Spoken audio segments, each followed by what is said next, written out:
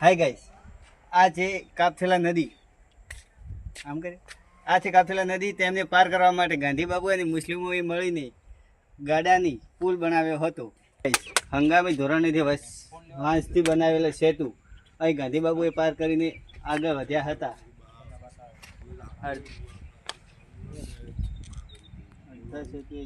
આ છે ભાટ ગામનો ઇતિહાસ.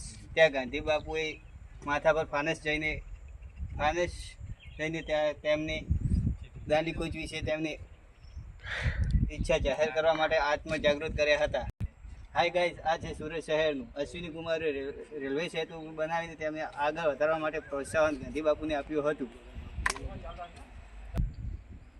આ છે નવસારીનું દુધિયા તળાવ. ગાંધી બાપુએ નવસારીના દુધિયા તળાવમાં આંતરરાષ્ટ્રીય ફિલ્મો કરતા મોટા વાહન ઉપર ચડીને ફિલ્માંકન કરી રહે છે.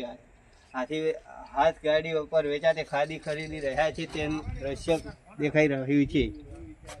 હાય ગાઈસ, આ 24 દિવસ બાદ દાંડી આવીને 241 માઇલ કૂચ દાંડી પર કરીને સૈફી વિલાસના યજમાન ગાંધી કૂચ યાત્રીઓનું સ્વાગત કરે છે અને ગાંધીજી જાહેર સભાને સંબોધિત કરે છે અને મીઠાનો અહિંસક સત્યાગ્રહ માટે દાંડીની ઈશ્વરની પસંદગી તરીકે જાહેર કરતા ગાંધીજી આગળ વધી છે.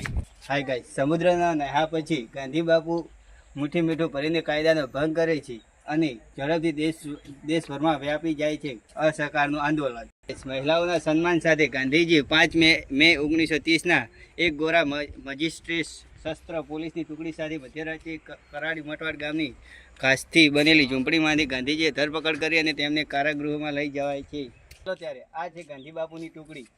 ગાંધી બાપુ સાથે આટલા લોકો આંદોલનમાં જોડાયા હતા અને તેમના છે સાથીદારો બધા. જય માતાજી. ગાંધી બાપુ યુદ્ધ કરવા લઈને એની ટુકડી હાસી લઈને યુદ્ધ કરવા યુદ્ધ કરવા લઈને જાય છે. બધાને હાસી લઈને ભાવ લઈ જાય. ગાંધી બાપુ યુદ્ધ નતું કર્યું. મૂર્ખા છે બધા. ગાંધી બાપુ યુદ્ધ નતું કર્યું. ગાંધી બાપુ કામ ફોટો પડાવે તો પડાઈ ગયો. હેલો, ગાંધી બાપુ અહિંસક અને સત્યવાદી ગાંધી બાપુ અસહકારના આંદોલન સાથે લઈને આગળ વધી રહ્યા છે.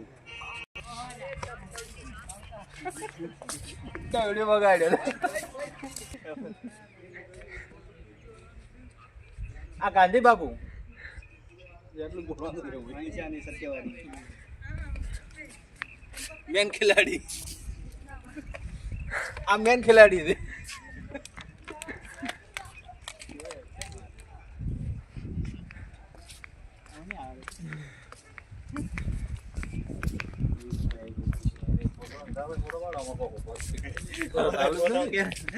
કેમેરો સારું છે કેતા જ નથી. લે મારે હેલિકોપ્ટર નો ફોટો પાડી.